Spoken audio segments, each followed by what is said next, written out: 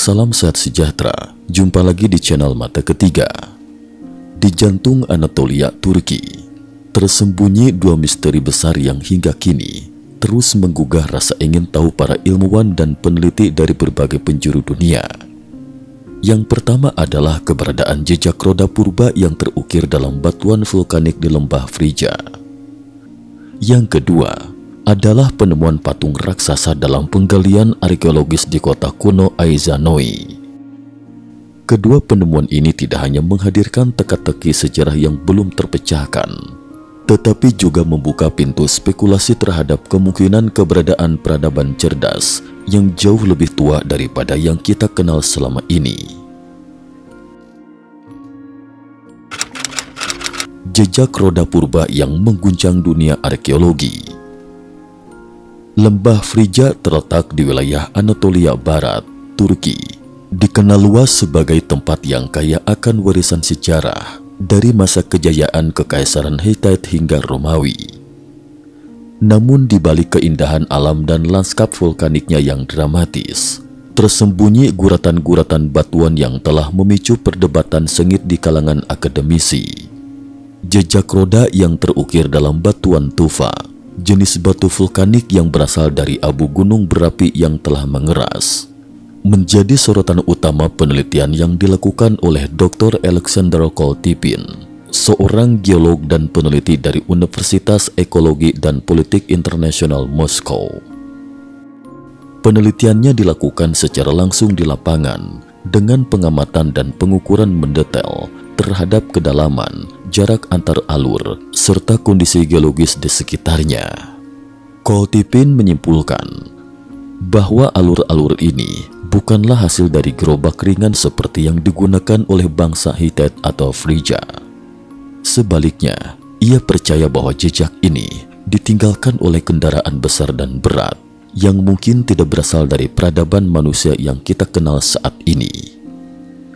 Kedalaman alur yang mencapai 1 meter serta adanya goresan horizontal di dinding batu menunjukkan tekanan berat yang konstan dan gerakan yang teratur. Ini mengindikasikan adanya teknologi transportasi yang sangat maju untuk masanya. Yang mengejutkan, Koltipin memperkirakan bahwa jejak ini berusia antara 12 hingga 14 juta tahun, periode yang jauh melampaui kemunculan manusia modern di bumi. Dalam dunia geologi, metode penanggalan batuan vulkanik dianggap cukup akurat, terutama jika melihat tingkat pelapukan, pengendapan, serta lapisan-lapisan tanah yang menutupi struktur tersebut. Ia menyatakan, jejak ini terbentuk ketika kendaraan berat bergerak di atas tanah lunak yang masih basah, lalu mengeras secara alami menjadi batu padat.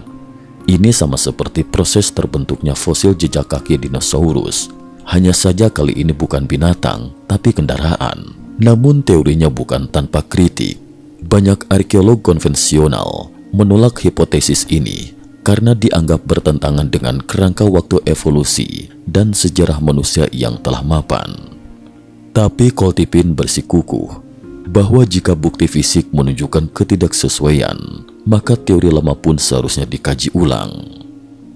Fenomena ini bukan hanya ditemukan di Turki, di Malta, alur-alur misterius serupa juga ditemukan di permukaan bebatuan di kawasan Mr. Godailbor. Yang membuatnya semakin membingungkan adalah beberapa alur tampak menjalar dari daratan menuju tepi tebing dan berlanjut hingga ke dasar laut, seolah menunjukkan adanya pergerakan benda berat menuju arah yang tak masuk akal. Patung raksasa di kota kuno Aizanoi, fragmen sejarah yang terlupakan. Sementara lembah Frija menyuguhkan teka-teki geologis, kota kuno Aizanoi menghadirkan misteri yang tak kalah menegangkan dari sisi arkeologis. Terletak di provinsi Kütahya, wilayah Aizanoi dulu merupakan bagian dari peradaban Frija yang berkembang sekitar abad ke-8 sebelum Masehi. Kota ini menjadi pusat perdagangan, spiritualitas, dan budaya yang menghubungkan dunia timur dan barat. Dalam penggalian terbaru yang dilakukan oleh tim dari Universitas Dumlu Pinar, di bawah kepemimpinan arkeolog Gökhan Coşkun, ditemukan sejumlah besar artefak marmer yang menggambarkan dewa-dewi Yunani klasik seperti Dionysos, Eros, dan Aphrodite. Namun penemuan paling mencolok adalah patung raksasa berkaki satu yang hampir utuh ditemukan. Patung tersebut ditemukan dalam kondisi hampir utuh dengan tinggi mencapai 2,1 meter. Meskipun sebagian alas dan salah satu kakinya hilang, sisa struktur tubuhnya menggambarkan teknik ukiran yang sangat maju. Jika bagian-bagian yang hilang berhasil ditemukan dan dirangkai ulang, tinggi patung ini bisa mencapai 3,5 meter, menjadikannya salah satu patung marmer kuno terbesar yang pernah ditemukan di Anatolia. Yang membuat penemuan ini semakin mencengangkan adalah keberadaan patung yang tidak memiliki presiden kuat dalam ikonografi Yunani Romawi. Beberapa peneliti menduga bahwa ini bisa jadi simbol dari pengaruh budaya yang lebih tua atau bahkan berasal dari tradisi lokal yang belum tercatat secara luas. Selain patung-patung, tim juga menemukan elemen arsitektur penting seperti jembatan marmer dari era Romawi serta gnomon atau penunjuk waktu matahari yang diperkirakan digunakan dalam upacara-upacara keagamaan. Mengapa banyak patung ditemukan tanpa kepala? Selama proses penggalian, para peneliti mencatat satu pola yang sangat mencolok. Banyak patung ditemukan dalam keadaan terpisah antara kepala dan tubuhnya.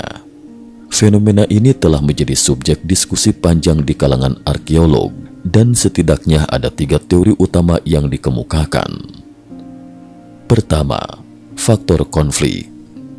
Anatolia merupakan wilayah yang sering berganti penguasa, dan setiap kali kekuasaan berpindah, simbol-simbol kekuasaan lama biasanya dihancurkan.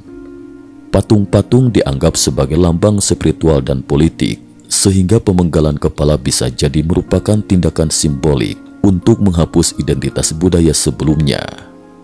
Kedua, faktor alam. Wilayah ini termasuk zona gempa aktif. Gempa besar bisa meruntuhkan bangunan dan merusak struktur patung, terutama pada bagian leher yang biasanya merupakan titik sambungan paling rapuh.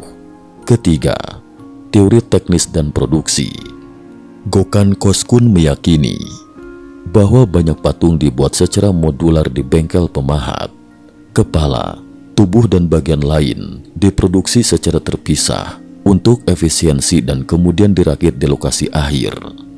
Kegagalan dalam proses sambungan, pengangkutan, atau pemasangan dapat menyebabkan kerusakan struktural yang kini terlihat sebagai kepala hilang.